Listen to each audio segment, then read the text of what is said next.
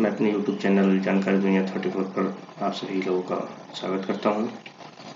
एवं जैसा कि आप मेरा थंबनेल अभी देखेंगे, जिस पे बताया गया है कि ई साथी पोर्टल ये क्या है, कैसे काम करता है, क्या हम इस पर कर सकते हैं, क्या क्या लाभ इसके माध्यम से हम ले सकते हैं, और जिस पे आय, जात, निवास, ई डिस्ट्रिक्ट के तहत जो भी सेवाएं आपको मिलती हैं एक यूज़र ID पासवर्ड के बाद, वो सारी सेवाएं आपको यहाँ भी मिलेंगी, आराम से मिलेंगी। सारी चीज़ें आप खुद ही ऑनलाइन कर सकते हो और वो भी डिजिटली सर्टिफाइड रहेंगी।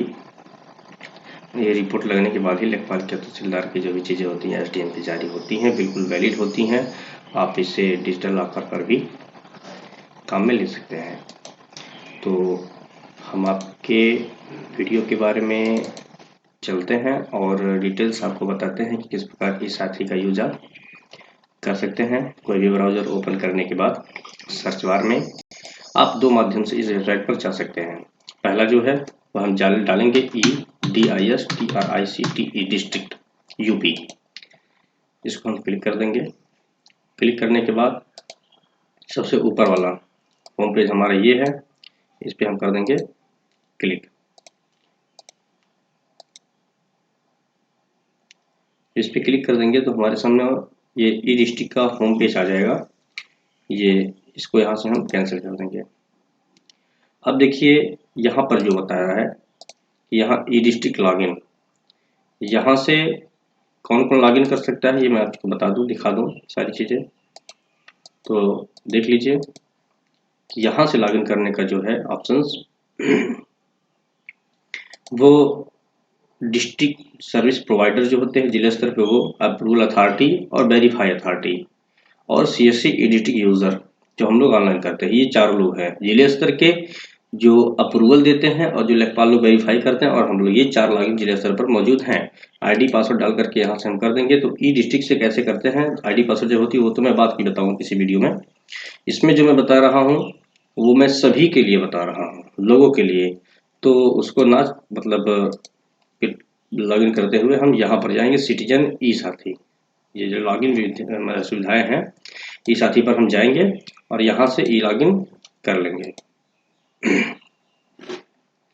जब हम सिटीजन लॉगिन पर जाएंगे तो हमारे सामने ऐसा इंटरफेस आ जाएगा। अब इसमें यहाँ से मुख्य पृष्ठ हमारा है ही, उपलब्ध सेवाओं देख सकते हैं, संपर्क, एक्टिव जो भी चीज़ें होती हैं वो हम देख सकते हैं। लेकिन हम बताएंगे कि आपको कैसे इस पर यूज़र अकाउंट पहले क्रिएट करें। जब हमारा यूज़र अकाउंट क्रिएट हो जाएगा तभी आगे की चीज़ें जो सर्विसेज हैं उनका लाभ हम ले सकते हैं। अब यूज़र अकाउंट क्रिएट करने के लिए सबसे पहले हम जाएंगे यहाँ पर नवीन उपयोगकर्ता पंजीकरण, यानी कि जो नए लोग आए हैं पंजीकरण उनको रजिस्ट्रेशन करना है, वो यहाँ इस बटन पर क्लिक करके, ये बटन है, नया विंडो ओपन हो जाएगी। इस पर क्लिक करके कुछ इसमें जो डिटेल्स हैं वो भर के वो अपना पंजीकरण यहाँ से कर सकते हैं। आप ध्यान से देखेंगे यहाँ लॉगिन ID है। लॉगिन ID के लिए हम क्या करेंगे कि यहाँ बताया है कि 6 से 8 कैरेक्टर ही मान्य होंगे। तो कम से कम 6 कैरेक्टर और अधिक से अधिक 8 कैरेक्टर हम यहाँ दर्ज करेंगे जो हमारी लॉगिन ID हो।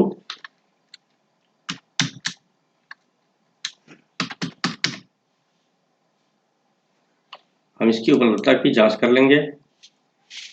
लॉगिन ID में सिर्फ अल्फान्यूमेरिक या अल्फ़ाबेट ही मान्य होंगे, ऐसा नहीं रहेगा।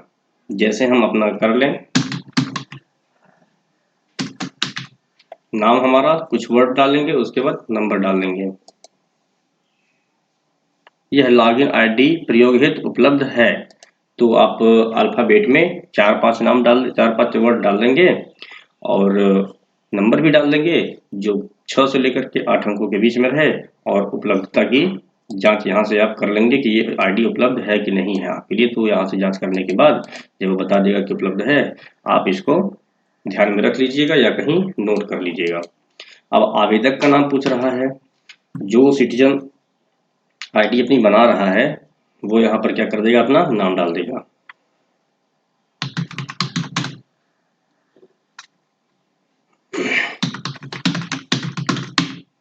जन्म तिथि अपनी आप दर्ज कर दीजिए, जो भी आपकी जन्म तिथि हो वो आप यहाँ दर्ज कर सकते हैं। उसके बाद लिंग, यहाँ पर आप किस कैटेगरी मतलब लिंक है, ट्रांसजेंडर है, महिला है, पुरुष है, जो आप है वो सिलेक्ट कर सकते हैं। उसके बाद यहाँ पूरा अपना पता डाल देंगे। पता डालने के बाद यहाँ हम अपना पिन कोड डाल देंगे। पिन कोड डालने के बाद हम आगे चले जाएंगे। अब जिला, सेवा प्राप्त करने वाले जिले का चयन करेंगे। यहाँ पर जिले का अपने चयन हम कर लेंगे, जिला डाल देंगे। मोबाइल नंबर वो डालेंगे जिस मोबाइल नंबर से पहले ई साथी पर कभी पंजीकरण न हुआ हो, हम यहाँ पर उसको डालेंगे।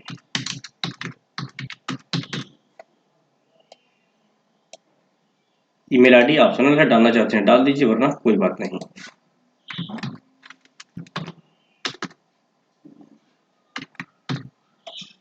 उसके बाद यहाँ पर सुरक्षित कर देंगे कैप्चा कोड डालने के बाद। कैप्चा कोड मिसमैच हुआ है।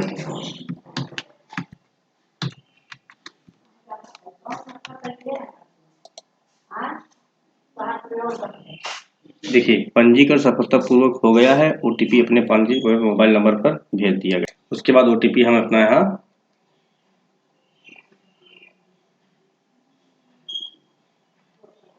आ गया है। उसके बाद ओटीपी हमारा रिसीव हो गया, तो यहाँ यूजर नाम हम कहेंगे, जिसको हम बोले थे कि अपनी डायरी में आप नोट कर लीजिएगा कहीं। उस यूजर नाम को हम यहाँ टाइप कर देंगे और अभी अभी जो ओटीपी आई है उसको डाल देंगे।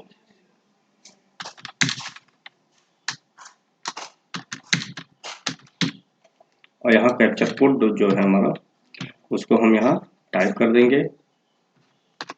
टाइप करने के बाद यहाँ सबमिट करना पड़ेगा हमको, हम सबमिट कर देंगे। और यहाँ हमारे पास उसके बाद हमारे सामने ये पासवर्ड चेंज करने का ऑप्शन आ जाएगा। वो टेम्पररी पासवर्ड था, यहाँ पर हमको परमानेंट पासवर्ड अपना बनाना पड़ेगा। बाद में हम इसको चेंज भी कर सकते हैं। तो पासवर्ड चेंज करने के लिए यहाँ देख लीजिए कि पासवर्ड की न्यूनतम लंबाई 8 अक्षरों का होना चाहिए। यह अल्फा न्यूमेरिक और स्पेशल कैरेक्टर के एक संयोजन होना चाहिए। यहाँ जैसे डिटेल्स हैं यहाँ आप देख सकते हैं, इस प्रकार भर सकते हैं। अब ओटीपी हम सबसे पहले डालेंगे पासवर्ड बदलने के लिए। वही ओटीपी डालेंगे जो आपके फोन पर भी रिसीव हुआ था। नया पासवर्ड बनाने के लिए हम अपना पासवर्ड कम से कम 8 अंकों का डालेंगे। उसके बाद यहाँ पासवर्ड बदले पर क्लिक कर देंगे। पासवर्ड चेंज सक्सेसफुली, पासवर्ड हमारा चेंज हो चुका है। अब हम यहाँ वापस पे क्लिक कर देंगे। तो वापस पर क्लिक करेंगे तो अपना यूजर नेम यहाँ पर डाल देंगे। यहाँ पासवर्ड जो भी हम बनाए हैं रिसेंटली, ओटीपी डालने के बाद वो डाल देंगे। यहाँ कैप्चा कोड हम डाल देंगे और यहाँ सबमिट कर देंगे। सबमिट करने के बाद ये पूरा इंटरफेस है, होम पेज है ई साथी का, एक यूजर आईडी का, सिटीजन यूजर आईडी का, जहां से हम सारे चीज ऑनलाइन कर सकते हैं।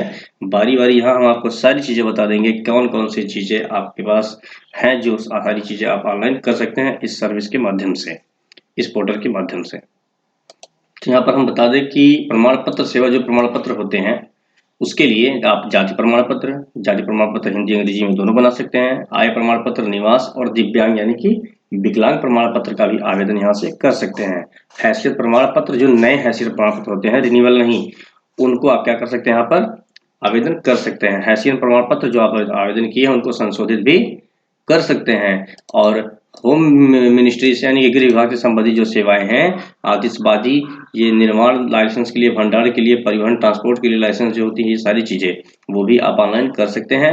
और लाउड स्पीकर, लोक संबोधन प्रणाली किसी विभाग, किसी सेवा की जो संबंधित होती है, वह आप लाउड स्पीकर से संबंधित जो भी समस्याएं होती है, बजाने के लिए अनुमति लेना या जो भी चीजें होती हैं वो आप कर सकते हो। माननीय मुख्यमंत्री खेल खलिहान अग्निकांड दुर्घटना सहायता भी कर सकते हो और माननीय मुख्यमंत्री कृषि दुर्घटना सहायता के लिए आवेदन भी कर सकते हो। यहाँ पर जो मुख्य चीजें हम आपको बताएंगे कि आप अपनी आय, जाति, निवास, ये सारी चीजें ऑनलाइन कैसे करते हो, क्या कैसे कर सकते हो, वो चीजें हम यहाँ पर आपको डिटेल्स बताएंगे। और भुगतान भी कैसे करेंगे ये चीजें हम आपको बता देंगे। इसके लिए जाति प्रमाण पत्र या निवास अगर हमको बनाना है, या जो भी सारी चीजें इसकी सेम फॉर्मेट में होती हैं, जाति प्रमाण पत्र हिंदी में अगर देखना हो तो ये इसका इंटरफेस है, इस प्रकार इसमें भरी जाती हैं। तो जाति के लिए यहाँ ग्रामीण क्षेत्र से संबंध रखते हैं तो ग्रामीण, नहीं तो नगरीय आप सिलेक्ट कर देंगे। प्रार्थी का नाम यहाँ पर हिंदी में आप भर देंगे, हिंदी में जो भी नाम है उसको हम भर देंगे। हिंदी में भरने के बाद उसका हम अंग्रेजी में भी भर देंगे। अंग्रेजी में भरने के बाद पिता है या पति है या संरक्षक जो भी है उनका नाम हम लिख देंगे। नाम लिखने के बाद यहाँ पर माता का नाम उसके लिख देंगे, जो भी माता का नाम आएगा, यहाँ हिंदी अंग्रेजी दोनों में भी हम लिख सकते हैं, तो नाम लिख देंगे। उसके बाद माता का भी नाम यहाँ पर लिखने के बाद ये हमारा मकान नंबर पूछ रहा है। मकान नंबर के लिए जो भी हमारा मकान नंबर अवेलेबल हो कि इस मकान नंबर में रहते हैं, उस मकान संख्या को हम डाल देंगे। यहाँ पर मोहल्ला जो भी हमारा पड़ता है उस मोहल्ले को हम लिख देंगे।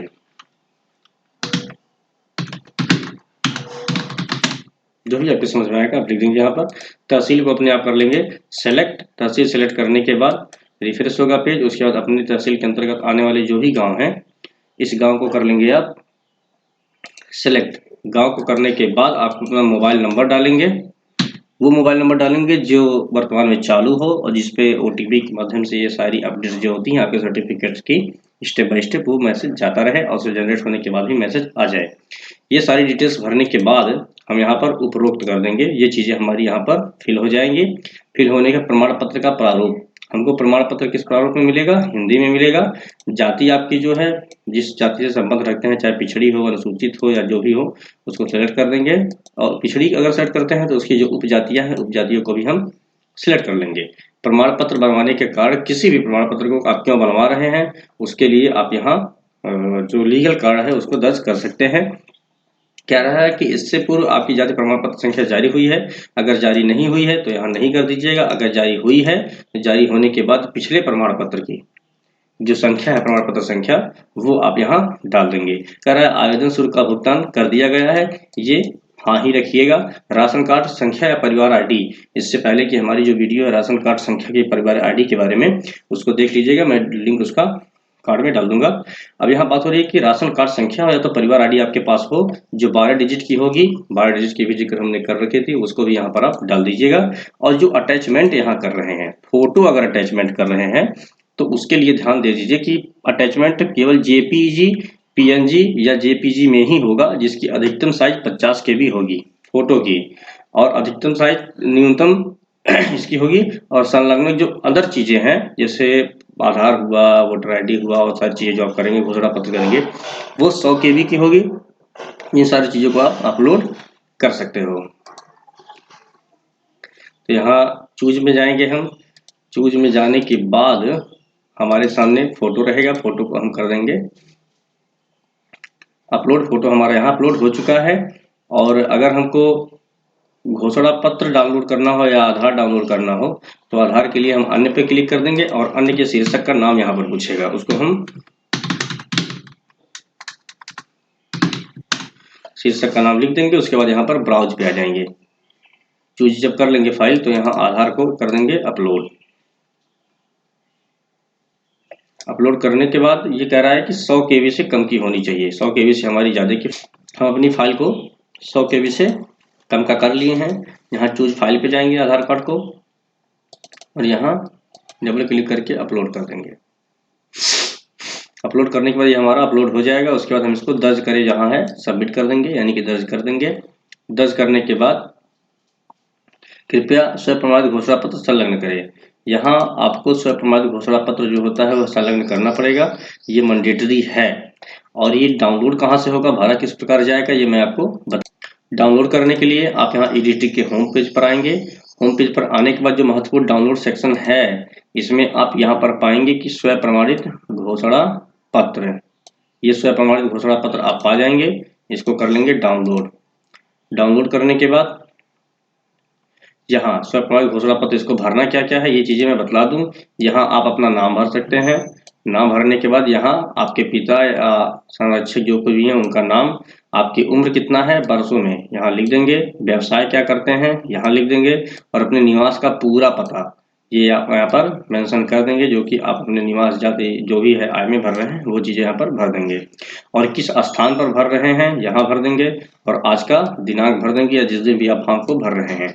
आवेदक है या आवेदिका है, महिला पुरुष जो भी हैं, वह अपना हस्ताक्षर यहाँ कर देंगे और अपना यहाँ पर नाम वो मेंशन करेंगे जो बिल्कुल आपके आधार कार्ड में या सपोर्टिंग डॉक्यूमेंट में है और जो आप उसमें आवेदन के लिए भर रहे हैं। ये चीजें ध्यान दीजिएगा आप लोग। तो ये भरने के बाद हम इसको 100 KB से कम में स्कैन कर लेंगे। उसके बाद कर देंगे यहाँ पर अपलोड। स्वप्रमाणित घोषणा पत्र सेलेक्ट करके चूज फाइल जाएंगे, क्योंकि मैं पहले एक कर चुका हूँ तो मैं यहाँ से अपलोड ऑप्शन पे जाऊंगा। यहाँ मैंने कर रखा था, एक जगह कहाँ गया, तो यहाँ से मैं इसको डबल क्लिक करके अपलोड कर दूंगा। तो मेरी 3 चीज़ें यहाँ पर अपलोड हो चुकी हैं, फोटो, स्वयं प्रमाणित घोषणा पत्र और आधार कार्ड। उसके बाद हम इसको दर्ज पे क्लिक कर देंगे, ये हमारा हो जाएगा दर्ज।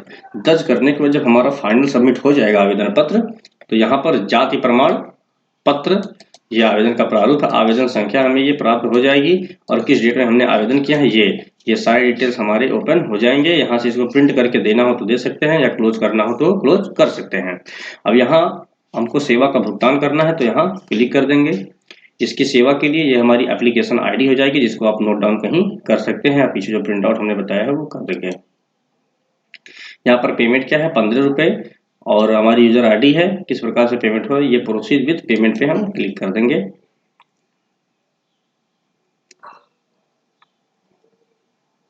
प्रोसीड विद पेमेंट जब कर देंगे थोड़ा सा ये समय लेगा, उसके बाद आगे की पेमेंट करने की जो विंडो है वो ओपन हो जाएगी। तो यहाँ पेमेंट के लिए आप डेबिट कार्ड से, debit card number, month expiry, year, CVV, card holder name डाल करके कर सकते हैं। इंटरनेट बैंकिंग के थ्रू भी आप कर सकते हैं ऑनलाइन। ये बैंक अवेलेबल है, HDFC, ICICI, Kotak and state bank, और यहाँ से अन्य सारे बैंक है जो आप क्लिक करके यहाँ से ऑनलाइन भुगतान कर सकते हैं। QR कोड के माध्यम से किसी भी UPI से आप भुगतान कर सकते हैं, या UPI ID से भी किसी भी माध्यम से भुगतान कर सकते हैं। और इसकी जो अमाउंट है वो कितने रुपए कटेगी आपके बैलेट से या अकाउंट से, वो आप 15 रुपये की फीस जमा करके यहाँ से अपना रिसीव कर सकते हैं सर्टिफिकेट, जब वेरीफाई हो जाएगा तब। मुझे अभी भुगतान नहीं करना तो मैं यहाँ पर कैंसिल कर देता हूँ, बस आप लोगों को बताने के लिए किया था। ये जब हो जाएंगी उसके बाद यहाँ पर है आवेदन प्रिंट करें।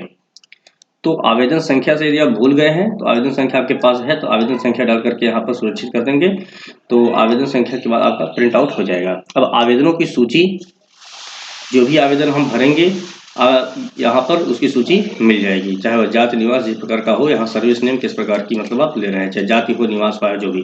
Applied but payment not done, ये यहाँ पर इसका स्टेटस बताएगा।